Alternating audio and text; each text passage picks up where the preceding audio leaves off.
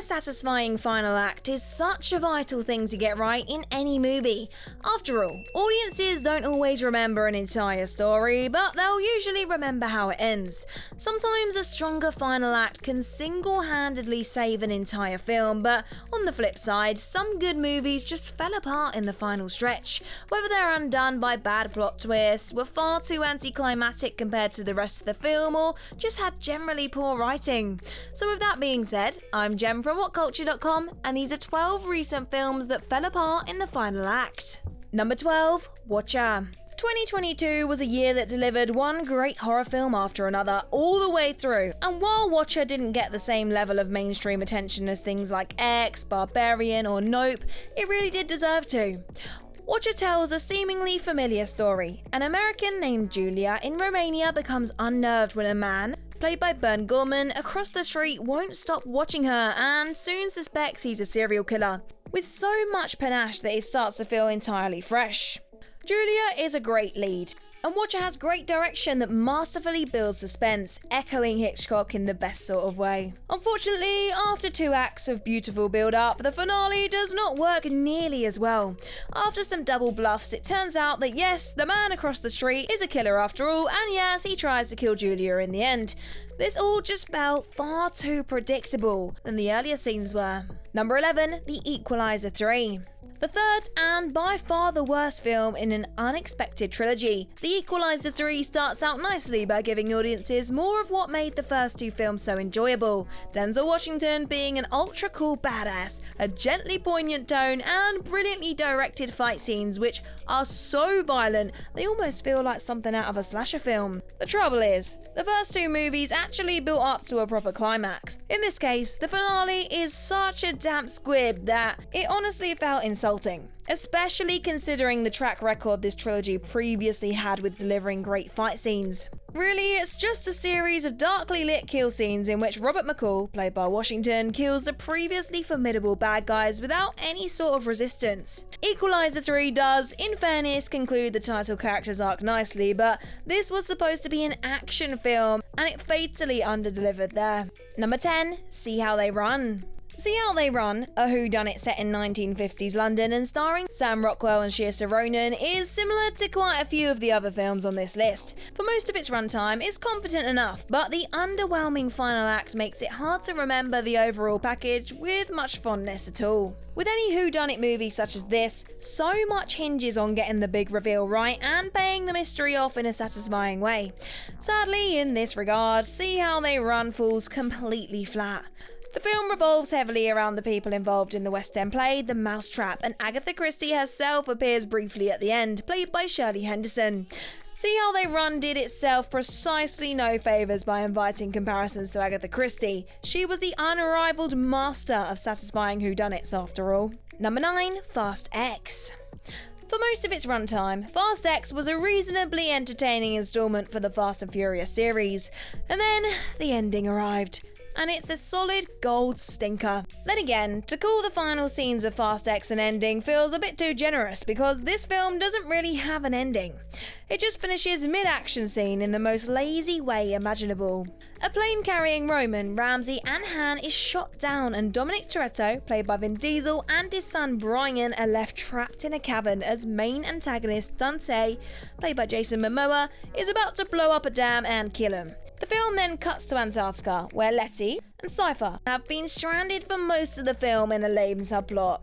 They're rescued by a submarine and greeted by the presumed dead Gazelle. When the ending of the film gives us this groan-worthy resurrection, are we really supposed to believe any of the main characters are doomed? Besides, even ignoring the cliffhanger, the final action scene is generally anticlimactic, and the apparent death of Dom's brother Jacob, played by John Cena, is absolutely weightless, especially as Dom doesn't even seem that fussed about it. This woeful ending is just another reminder of how much this franchise is losing the plot. Number 8, Don't Look Up. Before its release, it was very hard to predict exactly how Adam McKay would conclude Don't Look Up. Would the heroes convince the US government of the dangers of the comet heading towards Earth, or would Armageddon indeed occur? As it turned out, the answer was the latter, and that it really wasn't the right way to go. Don't Look Up is an enjoyable film for most of its runtime, but it's also impossible to take seriously as a metaphor for public indifference to climate change. If such a thing was spotted, people would definitely take it very seriously. Furthermore, the film is so heavy-handed and over the top in its delivery that it makes the Purge franchise look subtle. And at least those movies understand the limitations of their satire and focus on entertainment for most of the plot. As such, Don't Look Up is very easy to enjoy as a light-hearted comedy, but it's unlikely many will take it particularly seriously, and as such, the ultra-dark ending, brought about by exaggerated and hardly believable stupidity of the US government, feels tonally at odds with the rest of the movie and leaves a very nasty taste behind too. Number 7. The Blackening. The Blackening was a solid and fun horror comedy for most of its runtime, featuring a gifted cast and some genuinely great dialogue and social commentary before the film shot itself in the foot at the end. Similarly to the aforementioned See How They Run, this is a mystery that failed to come up with a satisfying solution. Viewers will likely guess that Clifton, played by Jermaine Fowler, is the villain long before the big reveal. He dies off screen, which is the biggest giveaway of a fake-out death. And he emphasises the fact that he owns an Android phone. As Ryan Johnson has pointed out, Apple does not allow movies to feature antagonist characters using their phones, and when Clifton reveals he's seemingly the only character who doesn't use an iPhone, those who are aware of this trope will have called it very early on. Even if one can forgive the obvious nature of the twist, Clifton is also a laughably bad villain with very silly motivations. Fowler's performance is jarringly weak, and the final act generally feels like a low-stakes damp squib in which none of the other main characters actually die. Number 6. Sor X. The fact that it's the only Saw film to get a fresh score on Rotten Tomatoes really says it all, and for the first 2 acts, this is an excellently acted, ferociously intense, and gently affecting torture horror film that hits seriously hard.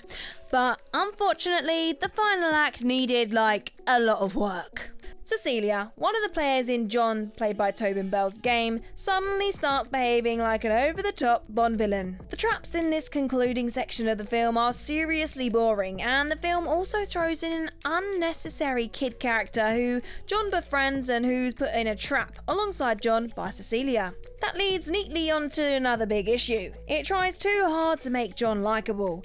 Yes, he's always been more sympathetic than most movie serial killers, but he is also a violent psychopath who doesn't actually stay true to the values he pretends to uphold.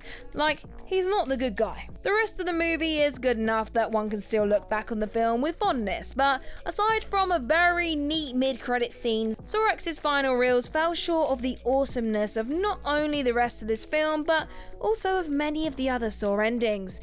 Let us know what you think in the comments down below, and drop us a cheeky like, share and subscribe while you're there. Number 5. Escape Room Tournament of Champions.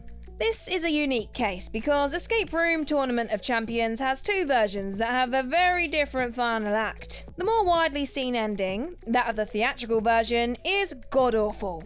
It doesn't just ruin this film, it retroactively ruins the first film too. Aside from this version of the final act generally being an infuriating anticlimax, it also fatally kills the stakes by revealing that Amanda from the first film is still alive. It turns out that during the game where Amanda apparently died, the contestants were never in any danger. There was a hidden mattress below. As if retroactively ruining the first film's best set piece wasn't bad enough, Amanda literally says, "If you didn't see it, it didn't happen," just before it turns out that Ben, played by Logan Miller, survived his apparent death in an earlier trap. Well, that's goodbye to any semblance of tension then, and the film's cliffhanger ending, in which it turns out that the film's villains have somehow turned an entire plane into an escape room, was just stupid. The ending of the extended version, on the other hand, is far better. It's suspenseful, it moves the story along in an interesting way, and best of all, it keeps the stakes intact. Amanda is allowed to stay dead, and this version also features a memorable appearance from Orphan's Isabel Furman as a mysterious new character. Why oh why didn't they use this ending for cinemas instead? Number 4. The Rhythm Section. It's always interesting when one can pinpoint the exact moment a film fell apart. In the rhythm section, in which Stephanie, played by Blake Lively, trains with disgraced MI6 agent Ian Boyd, played by Jude Law, in order to become an assassin and kill the terrorist who killed her family in a plane crash. This comes around the beginning of the third act. After a hit goes wrong, Boyd kills Stephanie's target instead and unintentionally kills a couple of children. Horrified by this, and by Boyd's relative lack of remorse, Stephanie ditches him and goes to stay with their ex-CIA contact Marcus Serra, played by Sterling K. Brown. The film also represents a sad example of one of the very worst trends in current Hollywood cinema, the twist villain. In a pointless, predictable, and jarringly dumb ending, Marcus Serra is revealed to be the terrorist Stephanie was looking for. It's the cherry on top of a thoroughly unappetizing cake, a dissatisfying ending to a film that was actually doing pretty well in the first two-thirds. Number 3, 2021's Candyman. 2021's Candyman was doing okay for most of its runtime. It does a solid job of reintroducing the Candyman legend, and although the social commentary is ridiculously unsubtle, the film does at least serve up some punchy set pieces.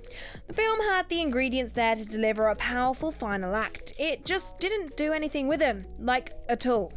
The entire final act of Candyman is a rushed mess complete with yet another ghastly twist villain. It's revealed that William, a side character who'd mainly served as the Brazil exposition role throughout the film, has been trying to resurrect Candyman in order to take revenge on the racist forces in their community. He's been transforming protagonist Anthony into a new Candyman. The film doesn't actually bother explaining how William is doing this, and this is another example of a complete anticlimax. Number 2, The Menu. Can we all just admit that The Menu was seriously dumb? This comedy horror, which centres around a very exclusive restaurant for rich customers run by the famous chef Julian, played by Ralph Fiennes, who is actually planning to kill himself, his staff, and all of his customers by the end of the night, starts out beautifully. The first act introduces the characters well and is absolutely loaded with tension, but the film shows its hand far too early by dropping the first outbreak of violence at the end of the first act, rather than delaying it for maximum tension. At one point, Julian allows all of the men to try and escape on foot while sending his staff after him. Inevitably, all of the diners are recaptured, which makes you think, what was the point of all of this? Another point, a member of the Coast Guard comes in on this boat only for it to turn out he's a line cook in disguise. How did Julian set this up? And what was the point of setting this up? Furthermore, almost none of the guests do anything to save themselves and just allow themselves to be killed. Up to them, but that's not how I'd do it. And number 1, Triangle of Sadness. Ruben Östlund's satire of the ultra-rich can be divided into 3 distinct parts. Firstly, there's a segment involving the complicated relationship between two models, Carl, played by Harris Dickinson, and Yaya, played by Shelby Dean. Secondly, there's the long section in which the couple go on a luxury cruise with many other rich guests. The final part takes place on an island after the yacht is sunk and the survivors are now marooned. The first part is rock solid. The second part, on the boat, is tremendous. The final part, it kinda sucks. After delivering so much rich writing, potent social satire, and delightful comedy in the first 2 acts, Triangle of Sadness just seems to give up. It all started out well, but Triangle of Sadness completely lost it by the end, making it almost the most frustrating film in recent memory.